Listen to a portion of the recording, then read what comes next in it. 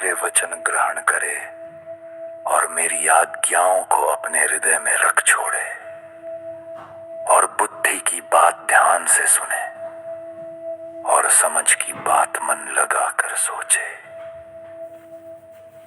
यहाँ परमेश्वर एक राजा के रूप में नहीं, एक न्यायाधीश के रूप में नहीं, बल्कि एक प्रेमी पिता के रूप में हमसे बात करते हैं। वो कहते हैं, हे मेरे पुत्र। ये शब्द प्रेम से भरा हुआ है, ये शब्द सुरक्षा से भरा हुआ है, ये शब्द एक ऐसे संबंध को दिखाता है जो अनंत है। क्योंकि परमेश्वर हमें केवल अपने सेवक नहीं कहते, वो हमें अपना पुत्र कहते हैं। इसका अर्थ है वो हमसे प्रेम करते हैं, वो हमारी चिंता करते हैं, वो चाहते हैं कि हम सही मार्ग पर चलें। लेकिन फिर वो एक महत्वपूर्ण शब्द कहते हैं, यदि। ये यदि शब्द बहुत गहरा है, क्योंकि परमेश्वर हमें मजबूर नहीं करते, वो हमें चुनने की स्वतंत्रता देते हैं। आप चुन सकते हैं परमेश्वर के वचन को स्वीकार करना या उसे अनदेखा करना। लेकिन जो व्यक्ति परमेश्वर के वचन को स्वीकार करता है, उसका जीवन कभी पहले जैसा नहीं रहता, क्योंकि परमेश्वर का वचन जीवित है। जब परमेश्वर का वचन आपके हृदय में प्रवेश करता है तो ये आपके विचारों को बदल देता है, ये आपके डर को शांति में बदल देता है, ये आपकी कमजोरी को शक्ति में बदल देता है, ये आपके अंधकार को प्रकाश में बदल देता है। परमेश्वर कहते हैं, मेरे वचन ग्रहण कर। ग्रहण करने का अर्थ केवल सुनना नहीं है। बहुत लोग परमेश्वर का वचन सुनते हैं, लेकिन बहुत कम लोग उसे स्वीकार करते हैं।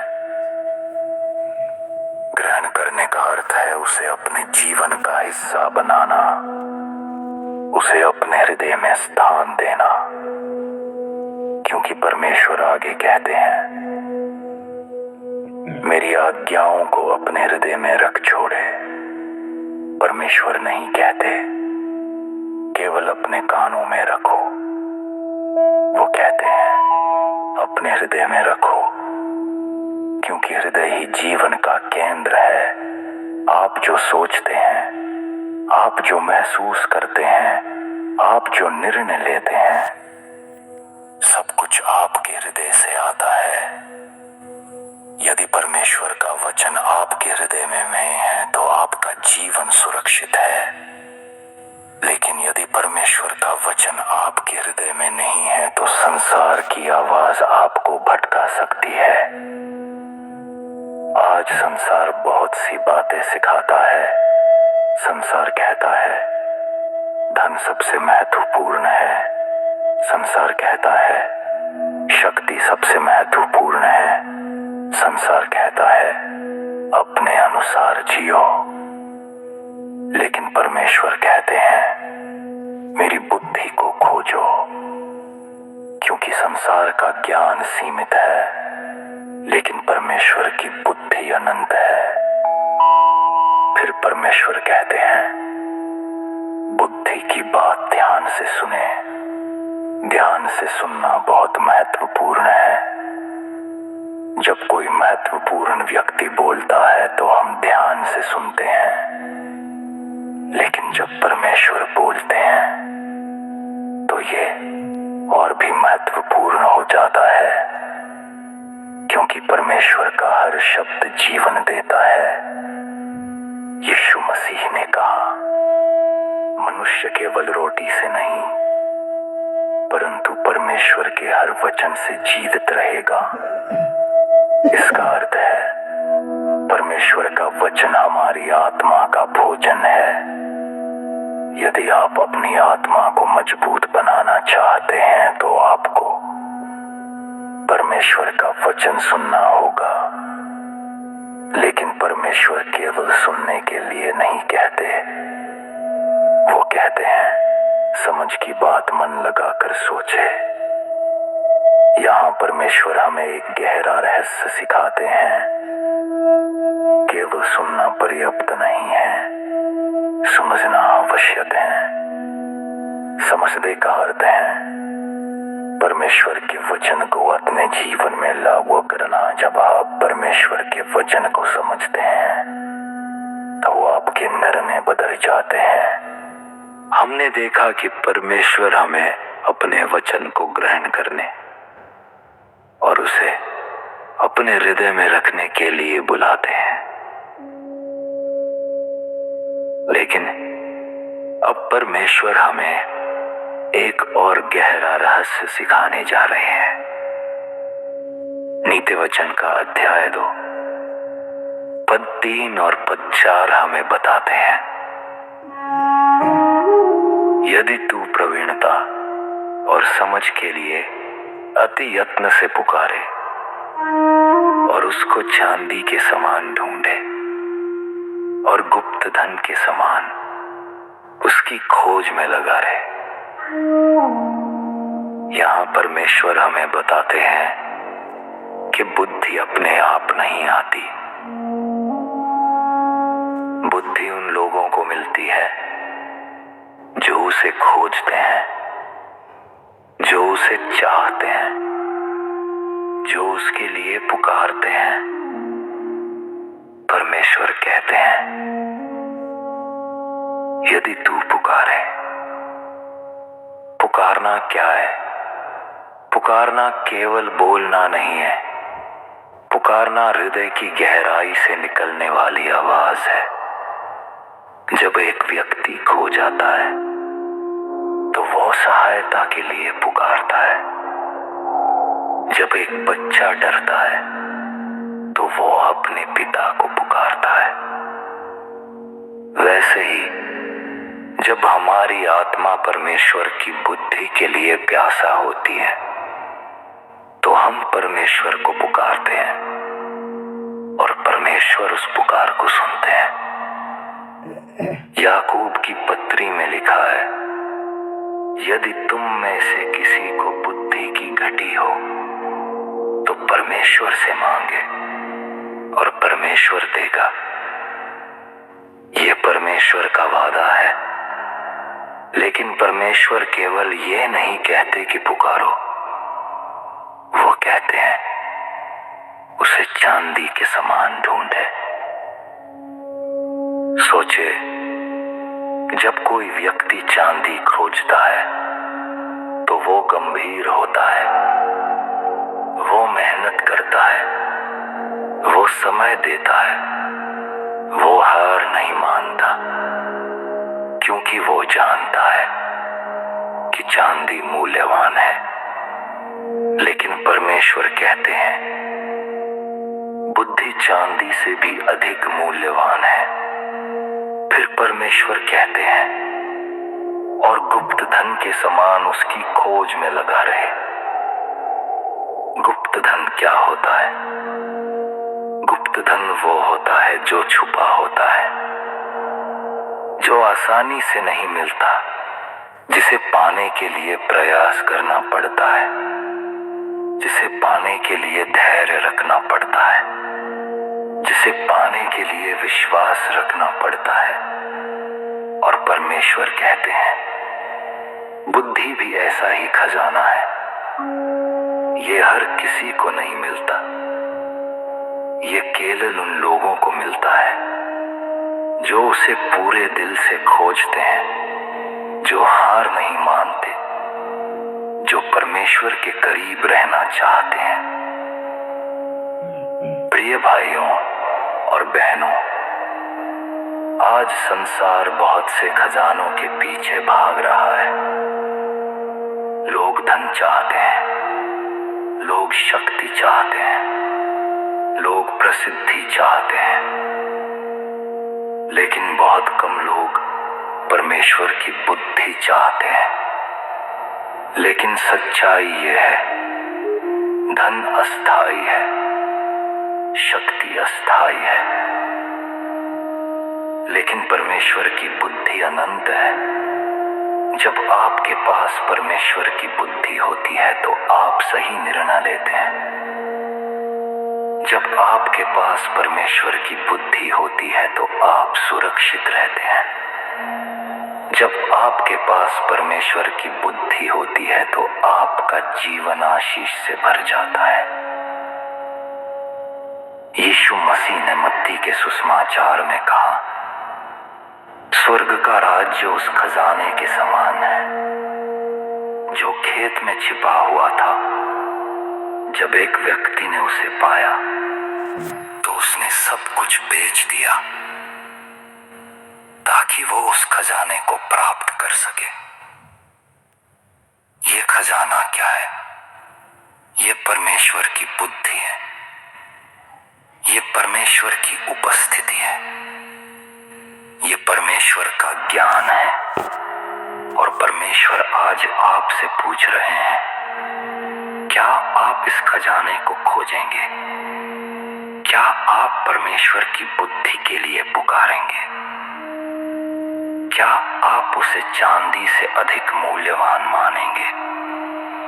क्योंकि जब आप परमेश्वर की बुद्धि को खोजते हैं तो आप परमेश्वर को पाते हैं, और जब आप परमेश्वर को पाते हैं तो आप जीवन को पाते हैं।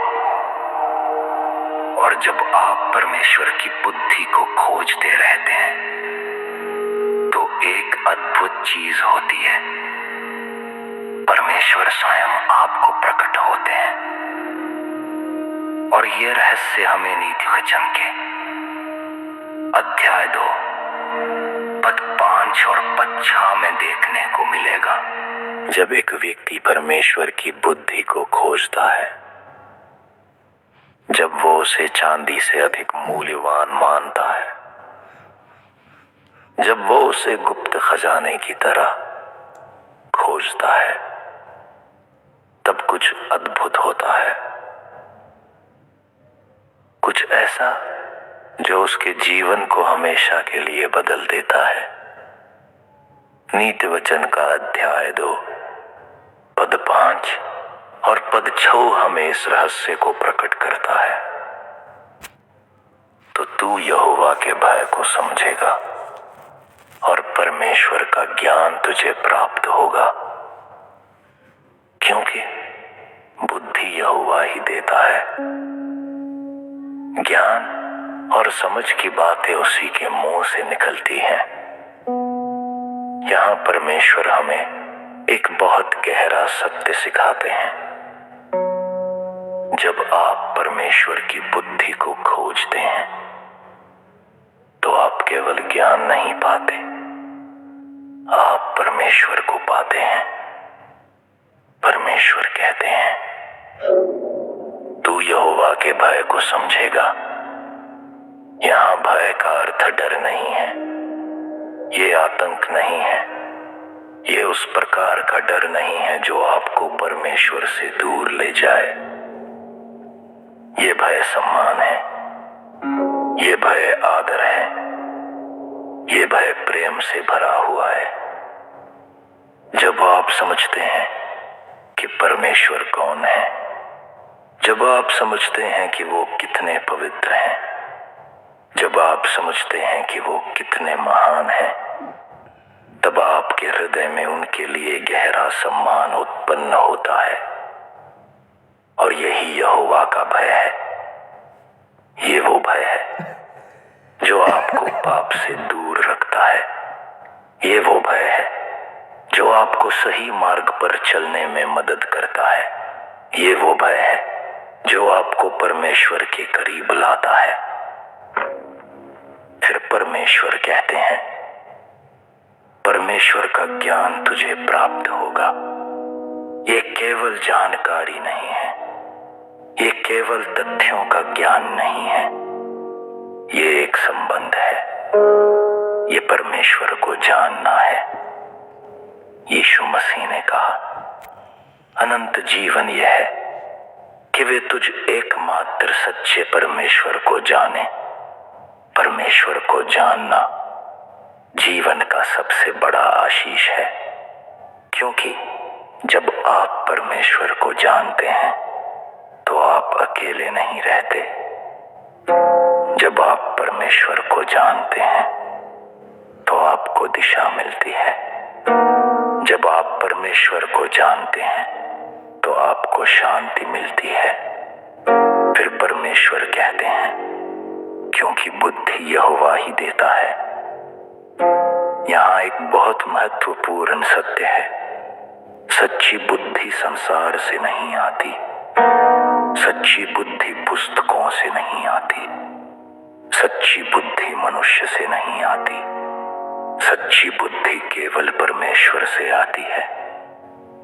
इस संसार का ज्ञान सीमित है, लेकिन परमेश्वर की बुद्धि अनंत है।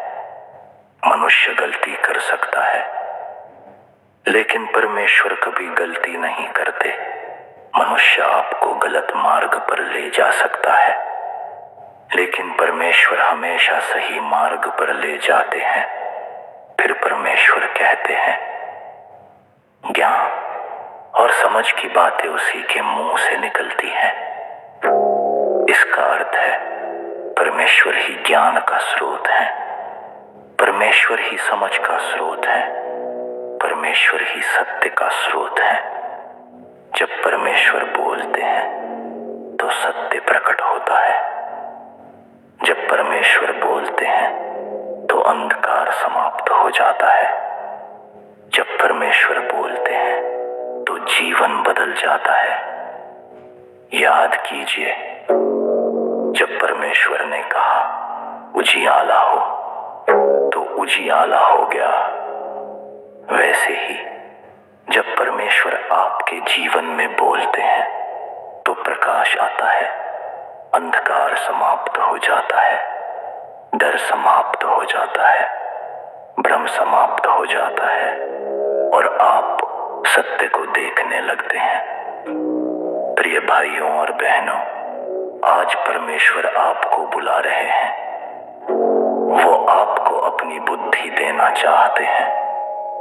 वो आपको अपना ज्ञान देना चाहते हैं, लेकिन आपको उसे खोजना होगा। आपको उसे चाहना होगा। आपको उसे स्वीकार करना होगा, क्योंकि जब आप परमेश्वर की बुद्धि को प्राप्त करते हैं तो आपका जीवन बदल जाता है। आप अंधकार से प्रकाश में आ जाते हैं। आप भ्रम से सत्य में आ जाते हैं। आप डर से शांति में आ जाते हैं। और जब परमेश्वर आपको अपनी बुद्धि देते हैं तो वो आपको अकेला नहीं छोड़ते। जब एक व्यक्ति परमेश्वर के वचन को स्वीकार करता है, जब वह परमेश्वर की बुद्धि को गुप्त खजाने की तरह खोजता है, जब वह परमेश्वर के ज्ञान को अपनी जीवन का सबसे बड़ा लक्ष्य बनाता है, तब परमेश्वर केवल उसे ज्ञान ही नहीं देते, परमेश्वर उसकी रक्षा भी करते हैं। नीति वचन का अध्याय 2 पद 7 और पद 8 हमें ये अद्भुत वादा देता है।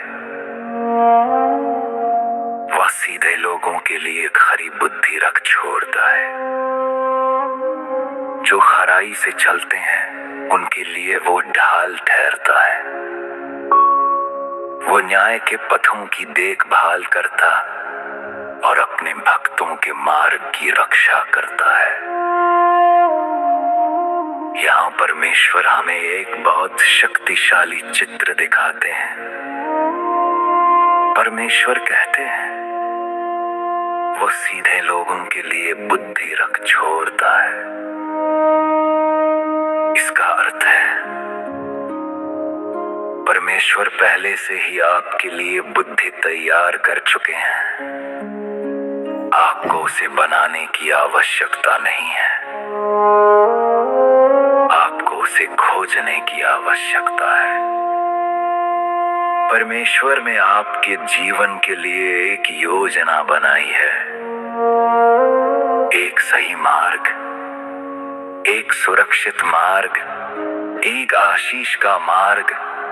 लेकिन ये मार्ग उन लोगों के लिए है जो खराई से चलते हैं। खराई से चलने का अर्थ है सच्चाई में चलना, ईमानदारी में चलना, परमेश्वर के साथ चलना। जब आप परमेश्वर के साथ चलते हैं तो आप अकेले नहीं चलते, क्योंकि परमेश्वर स्वयं कहते हैं वह उनके लिए ढाल ठहरता है। ढाल क्या है? ढाल सुरक्षा का प्रतीक है। ढाल वो है जो आपको शत्रु के हमलों से बचाता है। ढाल वो है जो आपको खतरे से बचाता है। और परमेश्वर कहते हैं मैं तुम्हारी ढाल हूं। इसका अर्थ है जब शत्रु आपके विरुद्ध आएगा, परमेश्वर आपकी रक्षा करेंगे। जब समस्याएं आएंगी, परमेश्वर आपकी रक्षा करेंगे। जब अंधकार आएगा, परमेश्वर आपकी रक्षा करेंगे। भजन संहिता में लिखा है, परमेश्वर मेरी ढाल है, वो मेरी शरण है, वो मेरा उद्धार है। प्रिय भाइयों और बहनों, ये केवल एक वादा नहीं है, ये एक वास्तविकता है। जब आप परमेश्वर के साथ चलते हैं तो परमेश्वर आपकी रक्षा करेंगे। फिर परमेश्वर कहते हैं वह न्याय के पथों की देखभाल करता है। इसका अर्थ है परमेश्वर आपके मार्ग को देख रहे हैं, वो आपको देख रहे हैं, वो आपके हर कदम को देख रहे हैं। आप अकेले नहीं हैं। यहाँ तक कि जब आप सोचते हैं कि कोई आपको नहीं देख रहा, परमेश्वर आपको देख रहे हैं और वो आपकी देखभाल कर रहे हैं। फिर परमेश्वर एक और अद्भुत वादा देते हैं, वो अपने भक्तों के मार्ग की रक्षा करता है। इसका अर्थ है आपका भविष्य सुरक्षित है, आपका जीवन सुरक्षित है, आपका मार्ग सुरक्षित है, क्योंकि परमेश्वर स्वयं आपकी रक्षा कर रहे हैं।